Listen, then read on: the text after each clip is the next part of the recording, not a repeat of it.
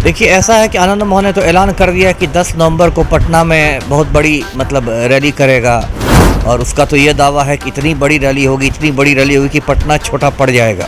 उसके पहले मुझे लगता है कि आनंद मोहन जेल चला जाएगा। साल की जो दिवाली है वो आनंद मोहन की तिहाड़ जेल में मनेगी। नमस्कार, आप NBC 24 देख रहे हैं और मैं हूं निखिल।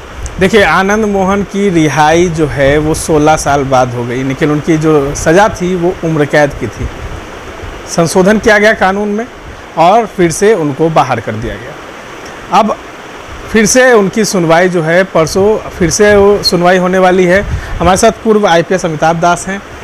कैसे देख रहे हैं, आनंद मोहन की रिहाई हो गई, अब वो लगातार हर जगह घूम रहे हैं, प्रचार प्रसार कर रहे हैं लगातार।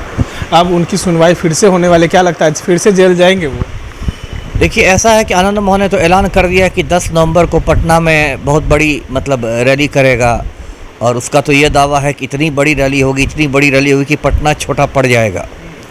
तो लेकिन उसके पहले मुझे लगता है कि आनंद मोहन जेल चला जाएगा और इस साल की जो दिवाली है वो आनंद मोहन की तिहाड़ जेल में मनेगी। और मैं दर्शकों को इसकी पृष्ठभूमि बताता हूँ पूरे मामले की। आनंद मोहन ने 1994 में 94 में गोपालगंज के DM का खून कर दिया था नेशनल हाईवे पर। श्री जी कृष्णैया थे, गोपालगंज के जिलाधिकारी IAS थे। उनकी हत्या आनंद मोहन ने कर दी थी और उस मामले में आनंद मोहन को पटना हाईकोर्ट ने मौत की सज़ा सुनाई थी। पटना हाईकोर्ट ने आदेश दिया था कि इसको फांसी पर लटका दिया जाए। बाद में सुप्रीम कोर्ट ने उस आदेश को उम्र कैद में तब्दील कर दिया था, उस सज़ा को। और आनंद मोहन लगभग 16 बरस जेल में रहा, सहरसा जेल में। और उसके बाद क्या हुआ, इस साल आते आते जो हमारे मुख्यमंत्री हैं पलटू राम, इनको लगा कि राजपूत वोट बैंक में सेंधमारी करनी है। तो इसके लिए इन्होंने क्या किया कि बिहार सरकार का जो जेल मैनुअल है, जो जेल से संबंधित कायदे कानून है, उस जेल मैनुअल में संशोधन कर दिया गया। और पहले जेल मैनुअल में ये बात थी कि यदि किसी कैदी ने सरकारी अधिकारी की हत्या की हो तो उसको रिहाई में छूट नहीं मिलेगी। तो इस चीज़ को हटा दिया गया और उसके बाद आनंद मोहन को इसी साल अप्रैल महीने में जेल से छोड़ दिया गया। अब देखिए, इस पर काफ़ी हंगामा हुआ। बिहार के तो IAS अधिकारी लोग इतने नपुंसक हो गए हैं कि उन लोगों की तो हिम्मत नहीं हुई कुछ बोलने की। कायदे से तो IAS एसोसिएशन को इसका विरोध करना चाहिए था क्योंकि एक IAS की हत्या हुई थी। लेकिन यहाँ तो IAS IPS लोग इतने नपुंसक हो गए हैं कि मुंह में दही जमा के बैठे रहते हैं। मैंने इस मुद्दे पर पटना हाईकोर्ट में PIL किया, जनहित याचिका किया। कुल मिलाकर 3 PIL किए गए पटना हाईकोर्ट में। और फिर मैंने कृष्णैया साहब की जो पत्नी हैं श्रीमती उमा देवी, वो हैदराबाद में रहती है, तेलंगाना में, मैंने उनसे संपर्क किया और उन्हें कन्विंस किया कि आप इसको सुप्रीम कोर्ट में चुनौती दें।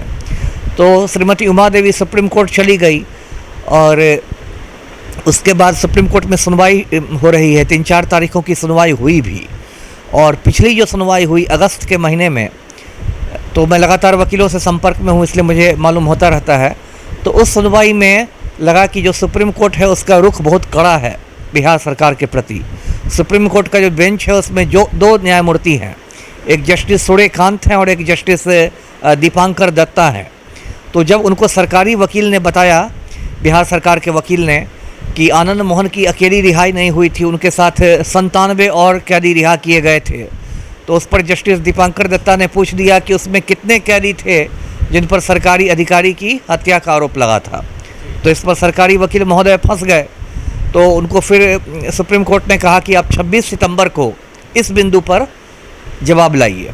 और मैं दर्शकों को बताता हूं कि 97 कैदी जो रिहा हुए थे अप्रैल में, उसमें सिर्फ आनंद मोहन अकेला एक कैदी था जिस पर सरकारी अधिकारी की हत्या का आरोप था। तो सिर्फ उसकी मदद के लिए जेल मैनुअल को बदला गया था। तो अभी जो परिस्थितियां बन रही, जो सुप्रीम कोर्ट का रुख है, तो उससे ऐसा लगता है कि 26 सितंबर यानी परसों सुप्रीम कोर्ट में इस केस की सुनवाई खत्म हो जाएगी और सुप्रीम कोर्ट अपना फैसला सुरक्षित रख लेगा। फैसला अक्टूबर या नवंबर में आ सकता है, मुझे लगता है अक्टूबर में ही आ जाएगा और आनंद मोहन दोबारा जेल चला जाएगा। तो कह रहे हैं कि अब आनंद मोहन को कोई जेल नहीं भेज सकता है, अब वो बाहर ही रहेंगे। ये कौन लोग कह रहे हैं?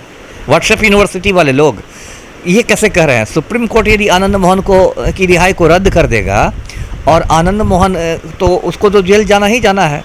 बिहार सरकार या आनंद मोहन कोई भी सुप्रीम कोर्ट से ऊपर थोड़े ही है।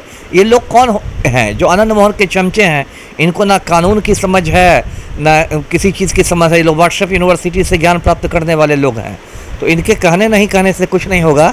यदि सुप्रीम कोर्ट आनंद मोहन की रिहाई को रद्द कर देता है तो उसको जेल जाना ही जाना होगा, कोई मतलब उसमें रास्ता नहीं है जी। देखिए कहीं ना कहीं आनंद मोहन की मुश्किलें अब फिर से बढ़ने लगी हैं।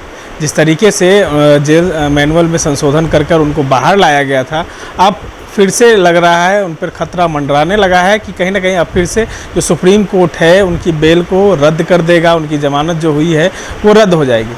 अब देखना यह है कि क्या कुछ सुप्रीम कोर्ट का फैसला आता है। इस तरह के तमाम अपडेट्स के लिए बने रहें NBC 24 के साथ।